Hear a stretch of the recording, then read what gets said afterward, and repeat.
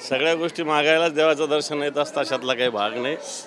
मनोभावे दर्शन केलं पाहिजे, प्रसन्नतेनं देवा पुढं नतमस्तक झालं पाहिजे. आज महाशिवरात्रीचा पावन उत्सव आहे आणि मला असं वाटतं आपल्या या संस्कृतीमध्ये महाशिवरात्री एक महत्त्वाचा उत्सव असतो.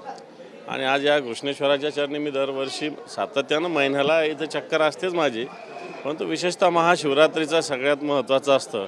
आणि मला असं वाटतं मला आजही इथं पूजा करण्याचा एक मान मिळाला, मी त्याला भाग्यवान समजतो. परंतु महाशिवरात्री होत असताना भगवान शंकर जो आहे, भगवान महादेव जो आहे, यांनी स्वतः या संस्कृतीचं रक्षण केलेलं आहे, संकटाचा मुकाबला केलेला आहे, अनेक संघर्षाला सामोरं जाऊन ही आपली पताका ही मजबूतीनं ठेवली. मात्र ती ठेवण्याचं बळ मनगटात येऊ दे, अशा प्रकारची प्रार्थना इथं केली.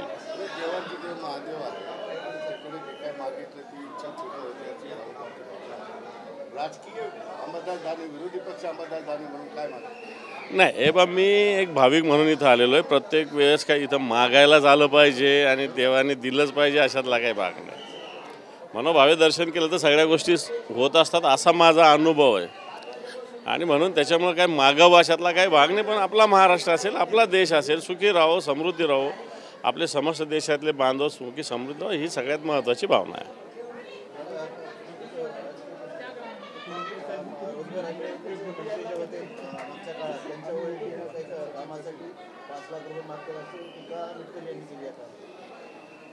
आता बरं झालं, विरोधी पक्षाने टीका केली असती तर विरोधी पक्षाला टीका करावंच लागते अशा पद्धतीने म्हटलं असतं. आता सत्ताधारी पक्षाच्याच आमदारांनी टीका केलेली आहे, जाहीर केलेली आहे, लपून छपून नाही केली. तर मला वाटतं त्याची चौकशी व्हावी.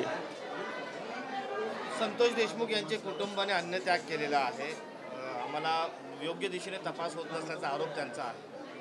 सत्य आहे, सरकार कुठेतरी तपास लपवून ठेवतं आहे, सरकार कुठेतरी तपास दडवून ठेवतं आहे. सरकार सत्ताधाऱ्यांच्या दबावाखाली काम करतं आहे, सत्ताधारी आरोपींना वाचवण्याचा प्रयत्न करतो आहे. आणि आज एक आरोपी या महाराष्ट्राच्या पोलिसाला सापडत नाही. हे महाराष्ट्र पोलिसाचं दुर्दैव आहे ना. आणि हे सापडूच शकत नाही, असं होऊच शकत नाही, सापडवला जात नाही का त्याचं काही झालं बरं वाईट ते सुद्धा तपासलं पाहिजे ना सरकारने. ग्रह खातं झोपलेलं आहे का? एकीकडे एका मंत्र्याच्या मुलाचं विमान जातं, ते बॉन्ड वापस आणतो आपण, नियमात बसत नाही, काही नाही. एकीकडे एक आरोपी सापडत नाही, 2-2, 3-3 महिने झाले. आरोपीचं घातपात झाल्याचा संशय आहे का तुम्हाला? तुम्ही आत्ता सांगितलंय त्याचं बरं वाईट झालंय का तपासावं?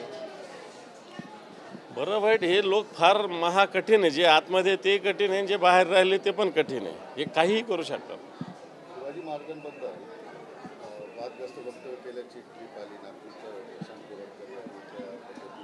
इंद्रजित सावंत इतिहासकार त्यांना शिवाजी महाराजांबद्दल वादग्रस्त वक्तव्य त्यांच्याबद्दल गुन्हा दाखल झाला. ते सगळं थांबण्यासाठी काही विशेष कायद्याची गरज आहे? इंद्रजित सावंत एक इतिहास संशोधक आहे. मी रात्री कोल्हापूरच्या SP शी बोललो या संदर्भात. इतिहास संशोधक आणि सुस्पष्टपणे वक्तव्य करणारे म्हणून इंद्रजित सावंत ओळखले जातात. आणि त्यांना धमकी नागपूरहून येते. कोरटकर नावाची व्यक्ती धमकी देते. मी पोलिसांना SP ला म्हटलं, SP नी फोन कोणता आहे, काय आहे, कोणाचा सगळा तपास केलेला आहे, जे मला त्यांनी माहिती सांगितली. मी त्यांना असं म्हटलेलं आहे की रुटीन प्रोसेसमध्ये एखाद्या माणसाला फोन करून धमकी जर दिली तर इमिजिएट ज्याचा फोन आहे त्याला आपण ताब्यात घेत असतो. तुम्ही ताब्यात घेतलं का? ताब्यात नाही घेतलं तर मग आम्हाला योग्य पद्धतीनं त्याला उत्तर द्यावं लागेल, हे सांगितलं. आणि मला असं वाटतं आज SP कारवाई करतील.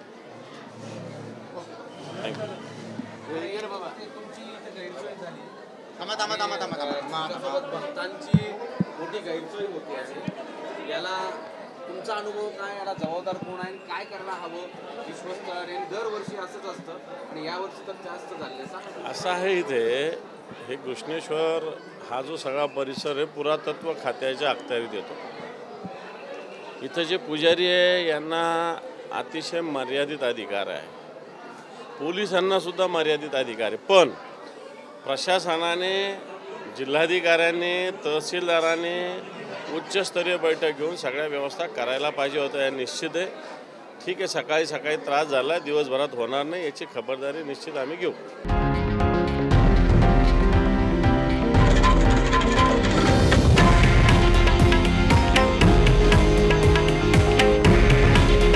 हे आहे देशातील नंबर 1 न्यूज नेटवर्क आणि आपण पाहत आहात TV9 मराठी. काळजी तुमची, हित महाराष्ट्राचं.